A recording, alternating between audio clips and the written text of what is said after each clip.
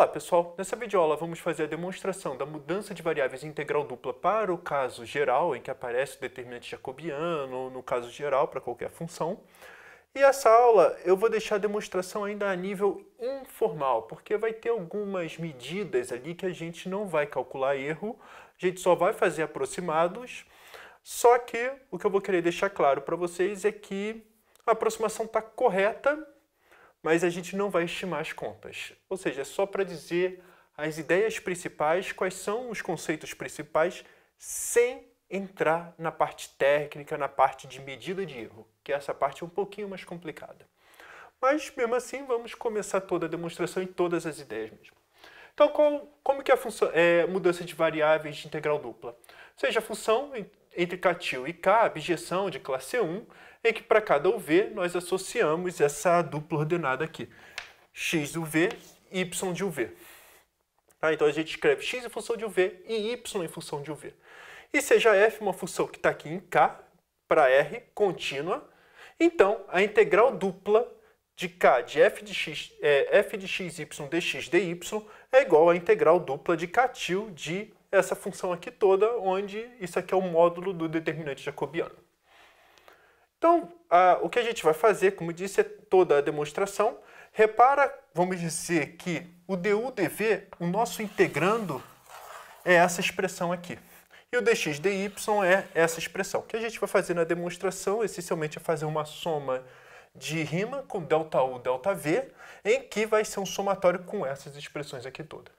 Então, esse vai ser como se fosse a nossa altura, mesmo que seja o fator de correção de área, que vai estar claro que é o fator de correção de área, mas é como se a gente agora encarasse como altura sobre uma nova região compacta K-til. Então, vamos começar a demonstração e pelo menos explicar as preliminares. Então, a primeira preliminar, eu acho que é muito importante, é o seguinte: seja gama uma função que vai, eu botei do 0 até b, de R2 de classe C1, em que para cada t nós associamos o par ordenado x de t e y de t. Podemos supor que é injetiva para não trazer nenhum problema. O que acontece que é o seguinte, só para a gente falar, isso aqui é o traço, para cada t do nosso ponto, pensa a minha partícula como um ponto que está em gama de t. Pensa que o gama de t é a trajetória de uma partícula, andando por aqui, andando exatamente nessa fumaça aqui, nesse intervalo. O que acontece é que quando a gente quer calcular, vamos dizer, a velocidade, então o que nós temos? O vetor tangente à curva é o que a gente chama de gama linha de t. Então vocês pensam aqui, gama como a função posição. Então gama linha é o vetor velocidade. Vetor velocidade tem que ser tangente à nossa trajetória. E o que acontece é que nós temos então a noção de o gama linha de t, podemos pensar como d gama dt, como divisão, e d gama dt é igual a dx dt e dy dt. Essa aqui é a deriva coordenada por coordenada. O que acontece é que quando a gente pensa em derivação, a gente pensa em diferenciabilidade. E diferenciabilidade quer dizer aproximação linear. Então o que acontece é o seguinte, aqui está no nosso ponto gama de zero, que é o nosso ponto de partida. E vamos supor que temos aqui o gama de ΔT. Então, gama de ΔT menos gama de zero, vetorialmente, vamos dizer, ele é bem parecido com, vamos dizer, a trajetória tangente, em que a norma, os dois pedaços têm mais ou menos a mesma distância. Ou seja, é como se fosse, a direção vai ficar se aproximando cada vez mais na tangente, e mais ainda, vamos ter uma noção de distância que é bem interessante. Por exemplo, gama de t menos gama de zero dividido por ΔT, ele é aproximadamente ΔX, ΔY. É essa que vai ser a ideia. Ou, se preferir, gama de ΔT menos gama de zero é aproximadamente x' de zero vezes ΔT, y' de zero vezes ΔT. Então, só para lembrar, isso aqui é exatamente no cálculo de uma variável, x' de t dt. Então, se a gente trocar o d por ΔX, então a gente troca esse d por ΔT, e se a gente escolher o ponto base como zero, ΔX é aproximadamente x' de zero vezes ΔT. Isso é feito de cálculo de uma variável, e a mesma ideia, e que é ΔX, x de t menos x de zero. Se a gente juntar tudo, é exatamente isso aqui. Então, o que acontece? Então, isso aqui vai ser x' de 0, y' de 0, ΔT. ΔT é um número real, posso passar para fora, ΔT está fixado, vamos dizer assim. E isso aqui vai ser igual a x' de 0, y' de 0 vezes ΔT. E isso aqui é igual a γ' de 0 vezes ΔT. Então, repara, ficamos essencialmente a mesma notação. Γ de ΔT menos γ de 0 dividido por ΔT é igual, quando o limite quando ΔT tende a 0 é o γ' de 0. Junta esses intervalos para o nosso caso de duas variáveis. Então a ideia é essa aqui. Eu coloquei Catil como retângulo, mas não vou precisar que seja retângulo, tá? Para a nossa dedução geral, mas é só para facilitar um pouco as figuras. E vamos supor que o Catil, a minha aplicação φ, que é x de uv e y de uv, ele joga para cá. Tá? Temos essa aplicação que vai. Esse Catil joga em todo para cá, essa região interna aqui joga para toda essa região interna. Então, como que a gente faz? A ideia é fazer soma de rima no sentido usual aqui dentro. Vamos dividir em vários pequenos retângulos. Podemos supor que está todo mundo do mesmo tamanho, não faz diferença para a gente. E eu escolho cada um dos retângulos. Aqui é o R1, R12, R13. E aqui ele se torna o que a gente chama de RIJ, ali no meio. O que acontece é que vamos dizer, retas aqui, retas horizontais, ela vai jogar em figuras, vamos dizer, horizontais desse tipo, mais ou menos inclinada, né? Então são várias retas, vamos jogando isso aqui várias vezes. E a mesma coisa, decompor isso aqui em vários retângulos, no fundo, é parecido com decompor essa região em várias figuras com esse formato aqui. Então, o que está acontecendo no fundo é que um retângulo desse tipo aqui, ele está sendo jogado vamos dizer, num paralelogramo meio curvado desse tipo aqui. Então, aqui a gente embaixo fez um desenho um pouquinho mais amplo. Então, o que está acontecendo é isso aqui. Essa reta aqui de baixo, só para facilitar o desenho, está vindo aqui embaixo. Essa reta aqui está vindo para cá, essa aqui está vindo para cá e essa aqui está vindo para cá. Por mais que aqui, apesar de eu ter desenhado paralelo, pode as figuras não ser tão paralelas assim. O que acontece é que quando a gente vai fazer retângulos bem finos, então isso aqui vai ficar próximo de paralelo. Essa vai ser a ideia, ou seja, isso aqui, de certa forma, pode confundir com um paralelogramo. A gente vai chegar nessa ideia. Então, o que acontece é o seguinte, vamos pegar essa curva aqui. Isso aqui é o RJ, então esse ponto aqui é UI menos 1, e esse aqui ponto é UI menos 1 mais delta U. Essa vai ser a ideia, e esse ponto aqui é o IJ menos, vai ser o VJ menos 1, tá? E aqui mantém o VJ menos 1, e aqui o ponto de ordenada vai ser o VJ, e aqui permanece o J menos 1, e aqui é a mesma coisa. E o que eu estou dizendo é que o φ daqui vai para esse ponto, o φ daqui vai para esse ponto, e assim sucessivamente. Bom, então agora o que a gente vai fazer? A ideia é pegar essa curva aqui e parametrizar. Qual é a parametrização que a gente vai tomar? Eu vou colocar γ de t exatamente como... eu vou parametrizar essa curva, mas já vou jogando aqui. Então, na verdade, eu vou parametrizar essa curva aqui. Então, isso aqui eu vou jogar como φ de quem? Agora, eu vou ter que aplicar exatamente do ponto uj menos 1 mais t, e isso aqui vai no vj menos 1. Então, repara, o j menos 1 mais t, eu estou fazendo quando t é igual a 0, é esse aqui, e quando t é igual a delta u, ele toca nesse ponto aqui e permanece horizontal. Quando eu apliquei o φ, o que está acontecendo é que eu estou parametrizando exatamente essa curva. Esse aqui é o meu x de t, y de t está em duas coordenadas aqui dentro. Então, só para lembrar, nas nossas equações, isso aqui vai ser exatamente o x de uj menos 1 mais t o y, x de j menos 1 mais t, vj menos 1, e o y de uj menos 1 mais t e vj menos 1. Então, o que acontece é o seguinte. Então, aqui está a minha parametrização. E o que eu vou fazer é derivar isso aqui no ponto zero. Então, o que está acontecendo, olha, se eu fizer, ou se preferir, o que eu vou fazer é calcular essa diferença aqui e comparar com essa diferença aqui.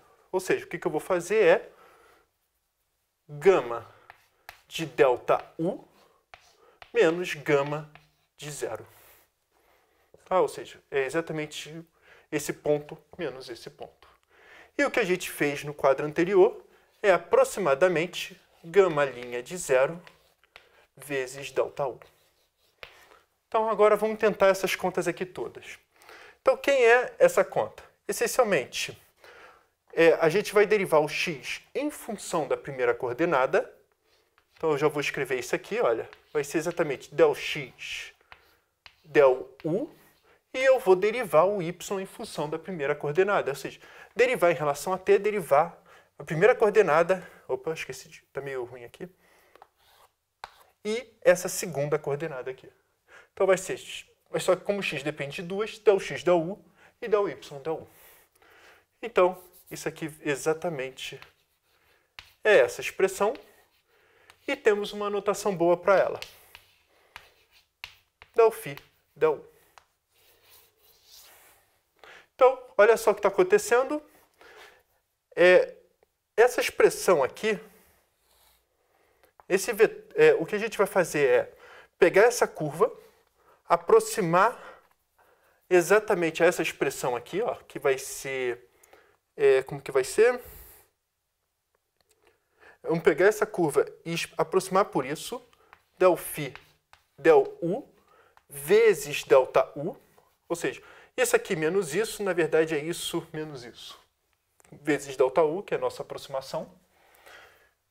O que eu vou fazer é a mesma coisa aqui. Deixa eu botar um pouquinho menor. Esse aqui vai ser o nosso del φ del v, vezes delta v. Desculpa, botar um espaço um pouquinho maior. Del φ del v vezes delta v. O que a gente vai fazer agora é a mágica. A gente vai fazer esse desenho aqui. Ou seja, o que a gente vai fazer é aproximar essa figura aqui a esse paralelogramo aqui.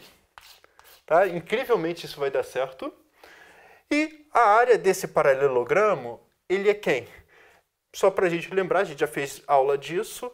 Vai ser, a gente vai pegar esse vetor, colocar como vetor coluna, e pegar esse vetor, colocar como vetor coluna, e achar o determinante dele. Então, qual é a área? Então, como que a gente vai fazer? Então, vamos reparar isso aqui. Quando a gente quer fazer a integral dupla, essa conta aqui toda, eu estou fazendo área da base vezes altura. A área da base vezes altura, e fazer esse somatório, essencialmente eu estou calculando a integral dupla de f de xy dx dy. Só que ao invés de eu botar aqui delta x, delta y, como que eu particionei agora diferente, então aqui o que a gente está fazendo a gente vai chamar isso aqui tudo de área de RJ, que já não temos uma notação muito boa. Área de R til e J, na verdade. E eu vou escolher pontos C e J aqui dentro. Mas escolher C e J aqui dentro é a mesma coisa que escolher um ponto aqui dentro. Então, olha só como que vai ficar. F de C e J. Isso aqui vai ser igual a o somatório de... deixa eu ver o que eu ia fazer. Igual não. Aproximadamente o somatório de I, o somatório de J. Agora, eu vou trocar o C e J por F de φ de um tal de DIJ, em que DIJ pertence a RJ. Tá? A gente vai ter que escolher esses pontos aqui. vezes agora a área de R til e J. Como que a gente faz a área de R til e J? A gente pega um módulo do determinante de quem? A gente, como eu disse, eu pego esse primeiro vetor e coloco como vetor coluna.